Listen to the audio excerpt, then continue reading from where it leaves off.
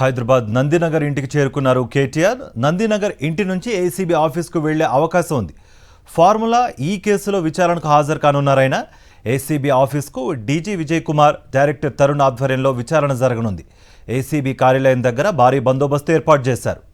ఇదే అంశానికి సంబంధించి మరింత సమాచారం మా ప్రతినిధి దిలీప్ అందిస్తారు. ప్రస్తుతం దిలీప్ నందినగర్ కేటీఆర్ ఇంటి వద్ద ఉన్నారు.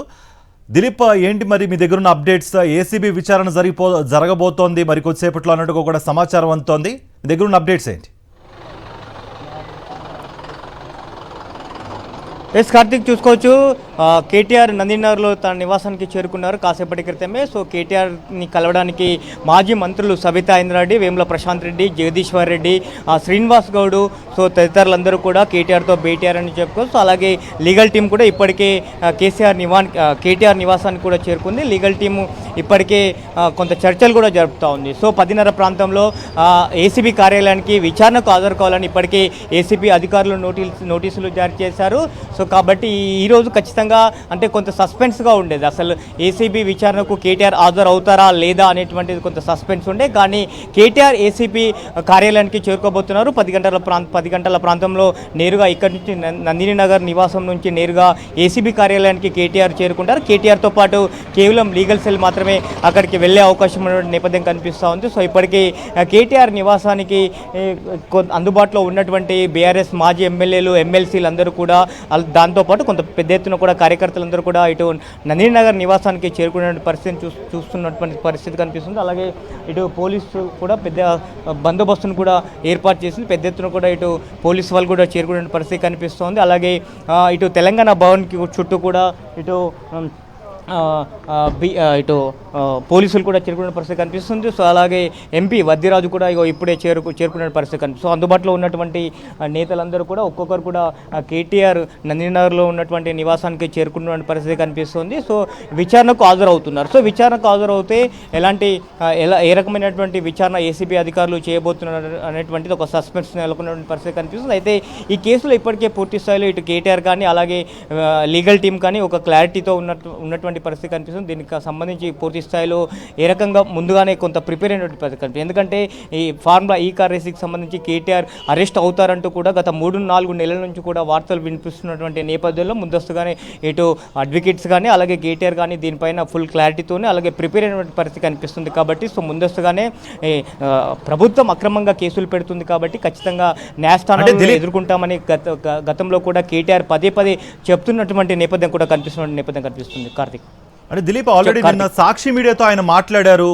అంటే కేసు కోర్టు పరిధిలో ఉన్న నేపథ్యంలో హాజరు అవుతారా లేదా అన్న మీమాంసం కనిపించింది. మరి ఈరోజు ఫుల్ క్లారిటీ వచ్చిందనుకోవచ్చా? పూర్తి క్లారిటీ వచ్చిందా? న్యాయవాదులతో మాట్లాడిన తర్వాత ఆయన విచారణకు హాజరయ్యే అవకాశం ఉందంటారా?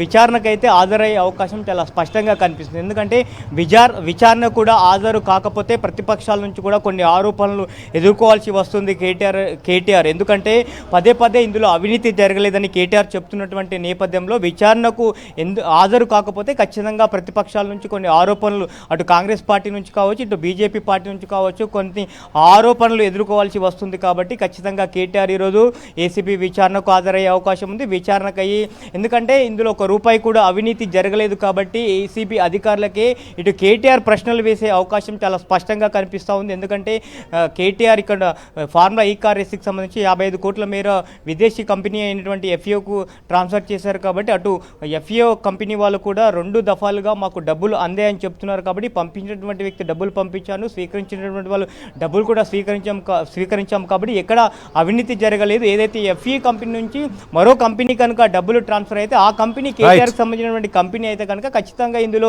అవినీతి జరిగింది అనేటువంటిది స్పష్టంగా కనిపిస్తుంది. కానీ ఎక్కడ కూడా అవినీతి జరగలేదు అని చెప్పి కేటీఆర్ చెప్తున్నటువంటి పరిస్థితి కనిపిస్తుంది. కాబట్టి రిటర్న్గా ఏసీబీ అధికారులకే కేటీఆర్ కొన్ని క్వశ్చన్లు వేసే అవకాశం కూడా కనిపిస్తుంది. కార్తిక్, రైట్ దిలీప్.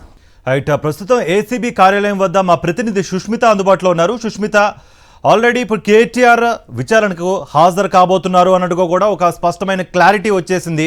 ప్రస్తుతం అక్కడ పరిస్థితులు ఎలా ఉన్నాయి అండ్ విచారణ ఎప్పట్లోగా స్టార్ట్ అయ్యే అవకాశాలు కనిపిస్తున్నాయి? మీ దగ్గర ఉన్న అప్డేట్స్ ఏంటి సుష్మిత? కార్తిక్ మరి కాసేపట్లో కేటీఆర్ ఇక్కడికి రాబోతున్నారు. ఏసీబీ ముందు విచారణకు హాజరయ్యే అవకాశాలు ఉన్నట్టుగా కూడా తెలుస్తుంది. దీంతో పూర్తిగా కూడా ఏసీబీ ఆఫీస్ ముందు కూడా పోలీసు బందోబస్తును అయితే ఏర్పాటు చేశారు. బీఆర్ఎస్ నాయకులు కానీ ఎవరైనా వచ్చి ఇక్కడికి ఆందోళన చేసే అవకాశం ఉండడంతో దాని తగ్గట్టుగా కూడా ఇక్కడ పోలీసు ఫోర్స్ను కూడా దింపినట్టుగా కూడా తెలుస్తుంది. సో పూర్తిగా ఈ రోడ్డు అంతా కూడా బ్లాక్ చేశారు. పోలీసులతో కూడా నిండిపోయిన పరిస్థితి అయితే కనిపిస్తుంది. అయితే కేటీఆర్కి సంబంధించి కూడా ఏసీబీ విచారణకు హాజరు కావాలని ఈ నెల 3వ తేదీ కూడా ఏసీబీ సమన్లు జారీ చేసింది. ఈ నేపథ్యంలో ఇవాళ వచ్చే అవకాశాలు ఉన్నట్టు కూడా తెలుస్తుంది.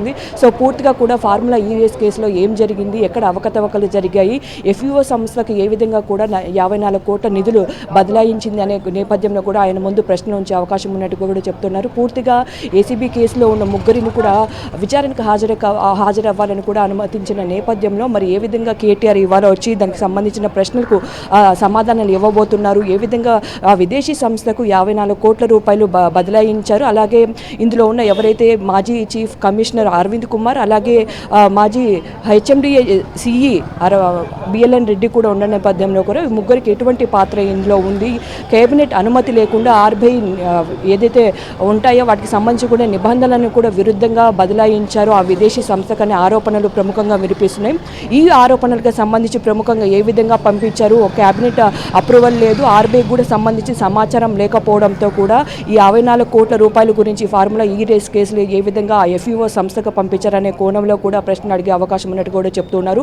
అయితే 10:30 నుంచి 11 లోపు కూడా ఏసీబీ విచారణకు కూడా ఇక్కడికి వచ్చే అవకాశం ఉన్నట్టుగా కూడా చెప్తూ ఉన్నారు. నందినగర్ నుంచి కూడా బయలుదేరి 10:30, 11 లోపు కూడా కేటీఆర్ ఇక్కడికి వచ్చే అవకాశాలు అయితే కనిపిస్తున్నాయి. Karthik. Right Sushmita, thank you for the brief.